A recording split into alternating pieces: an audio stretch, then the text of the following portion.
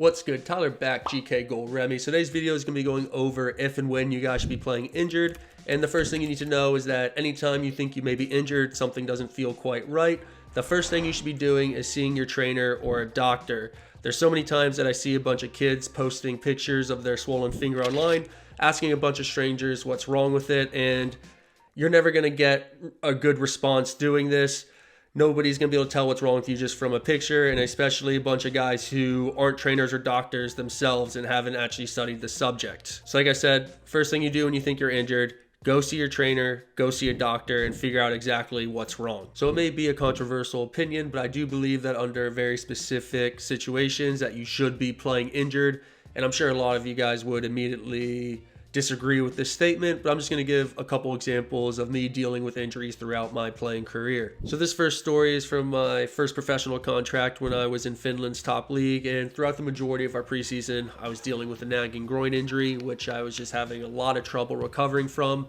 It definitely didn't help that this is pretty much in the Arctic Circle in the middle of winter, so it's very cold all the time, which made it very difficult for me to recover. But pretty much what happened is our number one goalkeeper got injured in one of our first league matches, and one day while I was doing rehab with our trainer, he got a call from the coach pretty much asking, can I play this upcoming weekend? And I remember this conversation very vividly where I was on the training table while our physio was talking to the coach on the phone, and I couldn't even lift my right leg more than 6 inches off the table. So it was going to be very difficult for me to play this match. I ended up telling him that I can play if I don't have to hit goal kicks, which probably was one of the worst decisions that I've made in my entire career. Since what happened is they ended up just signing a new goalkeeper from the Scottish Premier League, and he ended up starting for the rest of the season. So by me saying that I'm not able to play injured, it turned what was about to be guaranteed minutes for me into what's going to be a very difficult situation for me to get any sort of minutes throughout the entire season. And what ended up happening is I did not get any league games that season from this decision, and it made it very difficult for me to find any contracts after that. But there's also been times where if I had played injured, it would have been catastrophic to my career as well, where in college, the day before a huge game that we were about to have, I ended up catching my thumb really awkwardly. I mean, it wasn't broken. I could tell it wasn't broken, but something was really wrong with it. And my original plan was, I'm just going to suck it up. I want to play tomorrow. And pretty much I don't care. I'm going to play in this game injured. Well, luckily, my roommate's girlfriend at the time convinced me to go to the hospital to see actually what's wrong with my thumb. And it turns out that I had completely tore my UCL ligament in it, which pretty much is what attaches your thumb to your hand, which in general is an injury that's not even really possible to play on. But if I did play even 1 minute of that game, what would have ended up happening is it would have put me over the amount of games to where I could apply for a medical red shirt, which would give me an extra year of eligibility to play another year of college soccer, which would have meant that I wouldn't have been able to go to Oregon State, and I wouldn't have been on the West Coast, which is where I got scouted to go to Finland in the first place. So if I had even played 1 minute of that game, I would not have ended up signing in Finland, and it's very likely that I would still not be playing at a professional level today. So you're probably wondering, well, how should I decide if I should play injured or not? And there's a bunch of different factors that can play into that decision. The first one is definitely going to be your age. For you younger players, I definitely side with being more cautious, just because at a younger age, no single game that you play in when you're 16, 17, 18, even 19 is really going to matter on your career in the long term. I mean, really at those ages, it's just best to get healthy. I mean, you may have to sacrifice a few games, maybe a few weeks or a month of training, but you really should just be focusing on getting healthy, then being able and getting ready to return back to work. Because the last thing that you want at a younger age is to be constantly dealing with nagging injuries that are only going to get worse as you get older. So you definitely don't want this constant injury always following you around because you just think that you can keep working through it. So yeah, at a younger age, I wouldn't advise playing through injuries. Just focus on getting healthy, and really you want to be thinking for the long term. Next, what level you're playing at is very important when making this decision. If you guys are just playing for fun or at the recreational level, there's no reason for you to be playing through injuries. There's not going to be any consequence of you missing a few games or, again, you missing a few weeks of training. You're going to be able to just come back right where you left off when you're healthy. And like I said, there's no reason to put yourself through the pain and effort of actually playing through an injury. Just get healthy, and then once you feel comfortable return, then you can return to playing. And then once you get closer to professional level, that's where the benefits of playing injured may start to outweigh the risk. So I have another example of dealing with that from my career, from when I was out of contract for about a half year. I had a close trial invitation to North Carolina FC and the USL. And about a month before this trial, I was actually dealing with pretty much the same groin injury that I was dealing with in Finland.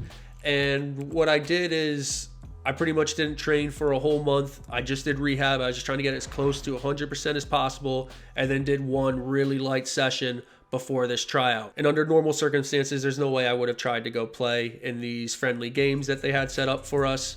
But my reasoning was, well, the next time I can sign, if I don't get this, is going to be in the summer. So if I have to set my rehab back a month or so, it's not going to be a big deal to me because I'm not going to have a contract anyways. And best case scenario, I get signed and then I can deal with it once I'm with the team. So in the end, obviously I wasn't sharp, didn't play my best, and didn't end up getting invited to their preseason. But I still don't regret that decision in the slightest. I think it was the right decision for me to make.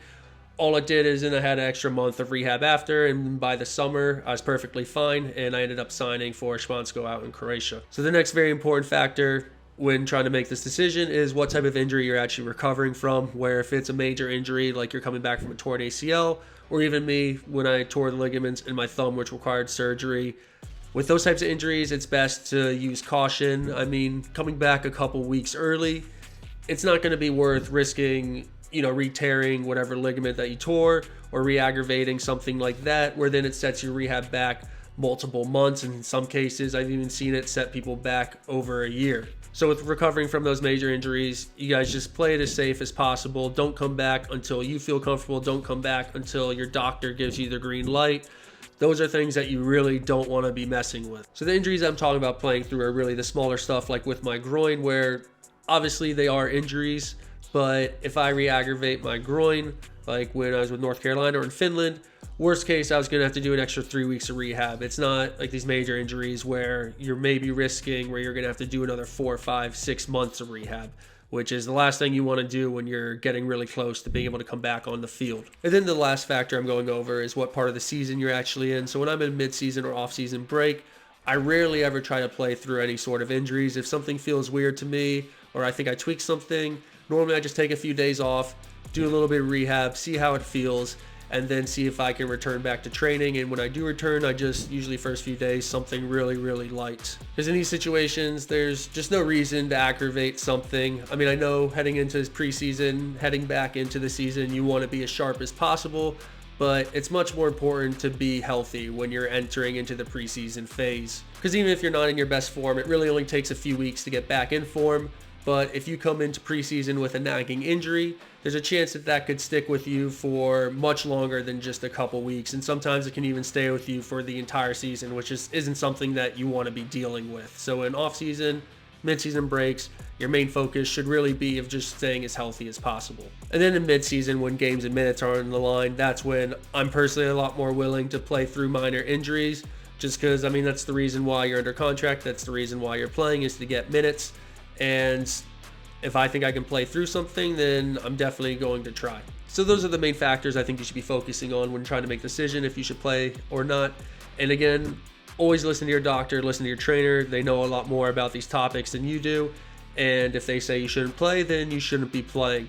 But this video is really, like I said, going over more minor injuries and just doing a risk assessment of what you're going to gain from playing injured and also what you risk. But anyways, that's the video, guys. Make sure you like, comment, subscribe. Check us out on Instagram, GoalRemiGK. Also check out goalremi.com. Ton of gloves from Aviata and other training products you guys can buy. Help support the channel. Till next time, peace. Run that city out in Kansas, slapping in the cut like bandage. I do damage, Vandal handle me. These bosses cannot manage me. I am the king of canopy, so rumble in the jungle. I go.